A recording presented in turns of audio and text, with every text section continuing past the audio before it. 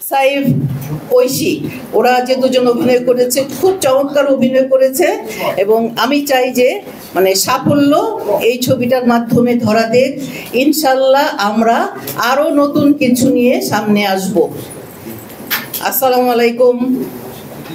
জয় বঙ্গবন্ধু, বাংলা জয় হোক। আমার সামনে যে সুধীজনরা রয়েছেন, আমার সাংবাদিক ভাই বোনরা, সকলকে আমার প্রীতি এবং শুভেচ্ছা জানাই। দিনুদা আজকে যিনি এই অনুষ্ঠান সঞ্চালনা করছেন, যখন প্রথম আমাকে ফোন করে বললেন যে হৈমন্তীর ইতিকথা, তার আগে আমি শুনেছিলাম একদিন আমরা সিরাজগঞ্জ যাচ্ছিলাম। আপনারা সবাই শুনেছেন যে আমরা বেশ কয়েকজন এখানে সিরাজগঞ্জের মানুষ। আমি সিরাজগঞ্জের বউ, হেনরিও সিরাজগঞ্জের বউ, আমি শাহজাদপুরের ও সিরাজগঞ্জের, আর আরও সবাই রয়েছেন। তো এটা মোটামুটি একটা সিরাজগঞ্জ সমিতি হয়ে উঠেছে আর কি বলা যায়। তো সিরাজগঞ্জে আমি প্রশিক্ষণে যাচ্ছিলাম, দিনুদা আমার সঙ্গে ছিলেন, তখনই শুনেছিলাম হৈমন্তীর ইতিকথার কাজ হচ্ছে।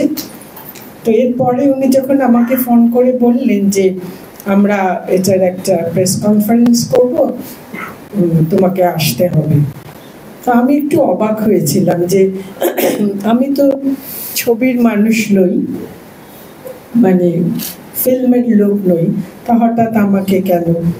তারপরে বুঝলাম যে রবীন্দ্রনাথ, এই সেতু বন্ধনটা হলো রবীন্দ্রনাথ।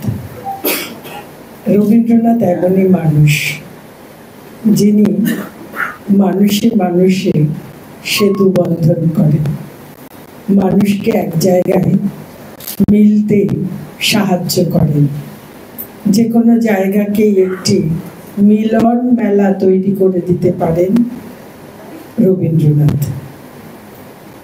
তাই জন্য আমার মতন একজন রবীন্দ্রসঙ্গীত শিল্পী, শিক্ষক, সংগঠক, গবেষক, তাকে নিয়ে এসে ফিল্মের প্রেস কনফারেন্সে দাঁড় করিয়েছে। দিনুদা হলেন সেই রবীন্দ্রনাথের মাধ্যম আর কি। যাই হোক, হৈমন্তী আমাদের অনেকেরই ভীষণ প্রিয় গল্প। রবীন্দ্রনাথকে তো ছোট গল্পের জনক বলা হয়, হৈমন্তী আমাদের পাঠ্য ছিল, অনেকেরই ছিল। সেই থেকে হৈমন্তীর সঙ্গে যেই বয়সে আমরা হৈমন্তী পড়েছি, সেই বয়সে আসলে হৈমন্তীর চরিত্র প্রত্যেকের মনে একটা দাগ তৈরি করে দেয়, একটা রেখাপাত করে। আমি শুনেছি যে প্রফেসর আব্দুল্লাহ আবু সাইদ ঢাকা কলেজে ক্লাসরুমে যখন হৈমন্তী পড়াতেন, তখন সারা ঢাকা কলেজের ছেলেমেয়েরা নাকি এসে বাইরের দরজায় জানলায় দাঁড়িয়ে থাকতো, মেয়েরা না, ছেলেরা এসে দাঁড়িয়ে থাকতো তার এই হৈমন্তী গল্প পড়ানোর শোনার জন্য। তো হৈমন্তী তো আসলে আমাদের সমাজের চিত্র। যে কোনো সাহিত্য তো সমাজ চিত্র থেকেই উঠে আসে, সমাজের গল্প থেকেই উঠে আসে। হৈমন্তীও সেই রকম এসেছে। এবং কতটা প্রাসঙ্গিক রবীন্দ্রনাথ, হৈমন্তী চরিত্র কিন্তু এখনো শেষ হয়ে যায়নি। বাংলার ঘরে ঘরে কিন্তু এই হৈমন্তীরা এখনো নিপীড়িত, অবহেলিত, অবজ্ঞা নিয়ে যুদ্ধ করে যাচ্ছে। এবং যুদ্ধের চরিত্রগুলো রবীন্দ্রনাথই তৈরি করে দিয়েছেন। এতই প্রাসঙ্গিক রবীন্দ্রনাথ যে আমাদের শিক্ষা ব্যবস্থা, সমাজ ব্যবস্থা, অর্থনৈতিক ব্যবস্থা, আমাদের বর্তমান প্রেক্ষাপট সবকিছুর সঙ্গে তিনি 100 বছর আগে যা করে দিয়ে গেছেন, আমরা এখন তাই নিয়ে চলছি, এখনো সেই নিয়েই পথ হাঁটছি, এখনো তাই নিয়েই এগিয়ে যাবার চেষ্টা করছি। যাই হোক, আমি রবীন্দ্র সাহিত্য এখানে আলোচনা করতে আসিনি। রবীন্দ্রনাথের গান নিয়েও কথা বলতে আসিনি। আমি সাধুবাদ জানাচ্ছি সাখাওয়াত ভাইকে যে তিনি রবীন্দ্রনাথকে নিয়ে কাজ করবার মতন আস্থা অর্জন করেছেন, সাহস দেখিয়েছেন। এটা এর জন্যই জোরে একটা হাততালি দিতে। আমাদের সকলের শ্রদ্ধেয় সত্যজিৎ রায়ও ঘরে বাইরে করার আগে 25 বছর ভেবেছিলেন কিভাবে ঘরে বাইরে তৈরি শুরু করবেন। পথের পাঁচালী যখন বানালেন তার আগে তিনি ঘরে বাইরে করার কথা ভেবেছিলেন, কিন্তু ভাবতে ভাবতেই তার 25টা বছর চলে গেছিল। 25 বছর পরে ঘরে বাইরে তৈরি করা শুরু করেছিলেন।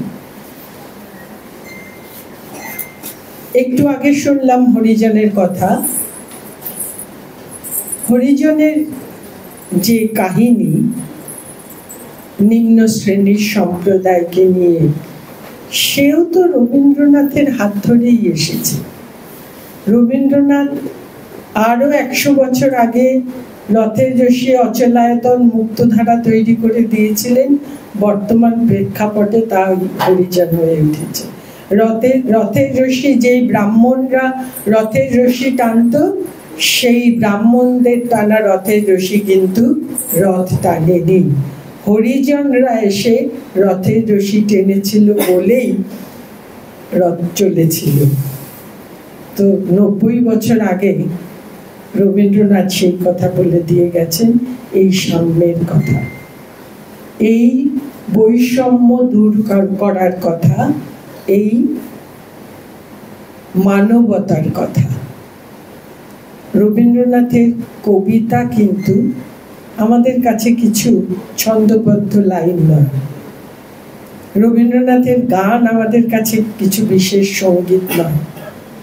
রবীন্দ্রনাথের গল্প, উপন্যাস, প্রবন্ধ, নিবন্ধ শুধু সাহিত্য নয়, এর অনেক বেশি, অনেক বার্তা এর মধ্যে দিয়ে আমাদের কাছে পৌঁছচ্ছে। রথের রশি ছিল বলেই হরিজন হয়েছিল। আমাদের ভেতরে এরকম একটি ফিল্ম করার কথা মনে হয়েছিল। তাই আবার সাখাওয়াত ভাইকে আমি ধন্যবাদ জানাচ্ছি, আন্তরিক অভিনন্দন জানাচ্ছি যে হৈমন্তীর মতন প্রতিটা ঘরে ঘরে যে নারী জাতি অবহেলিত হচ্ছেন, অসম্মানিত হচ্ছেন, অপমানিত হচ্ছেন, তার কথা তুলে ধরার জন্য। সেই রবীন্দ্রনাথের হাত ধরেই হোক বা আর কারোর হাত ধরেই হোক, রবীন্দ্রনাথকে নিয়ে করার কথা ভেবেছেন, এই জন্যই তিনি সাধুবাদ পাওয়ার যোগ্য এবং সাধুবাদ তাকে দিতেই হবে। আর রবীন্দ্রনাথ তো আমাদের আন্দোলন সংগ্রামের প্রেরণা, মানবিক চেতনার উৎস। সেই মানবিকতা নিয়ে আমি এইটাও জানি যে, একটু প্রসঙ্গান্তরেই বলি, রবীন্দ্রনাথের ছবি দেখে অনেকে তার উপন্যাস, গল্প, নাটক পড়তে শুরু করেছে। আমি বহু মানুষকে দেখেছি ঘরে বাইরে দেখার পরে ঘরে বাইরে উপন্যাস পড়েছেন, চোখের বালি দেখার পর চোখের বালি উপন্যাস পড়েছেন, নৌকাডুবি দেখার পর নৌকাডুবি উপন্যাস পড়েছেন। আমার স্থির বিশ্বাস, আমার দৃঢ় বিশ্বাস যে হৈমন্তীর ইতিকথা দেখার পরে নিশ্চয়ই যারা এই ছোট গল্প পড়েননি বা রবীন্দ্রনাথের ছোট গল্প পড়েননি, তারা নিশ্চয়ই আবার পড়তে শুরু করবেন। সেদিক থেকে উনি সফল, যদি আরো অনেক মানুষকে রবীন্দ্রনাথের ছোট গল্প পড়ানোতে উনি উৎসাহিত করতে পারেন। আমার অনেক অনেক অভিনন্দন থাকলো এই ছবির কলাকুশলীদের জন্য, বিশেষ করে আমাদের যিনি হৈমন্তীর চরিত্র এবং অপুর চরিত্র করেছেন, সাইফ খান এবং ঐশী।